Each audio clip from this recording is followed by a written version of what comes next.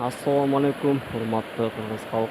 Suu өмүрдүн булак демекчи, ушинтип суу дагы Кудай жалгап агып калды каналда.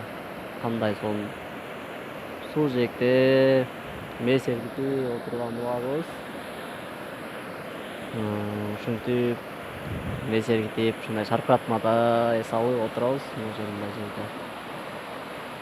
Ушундай канчалык шаркырабасын ошончолук мээ да сергит экен. Таза, туп-тунук. Адан суу өмүрдүн булагы демекчи. Сууну булгабайлы достор. Сууга таштан ыргытпайлы, жаман нерселерди таштабайлы. Сууну булгасаңыз, сууну кордосоңуз, ушул суу үчүн дагы акыретте кийин жооп бересиздер.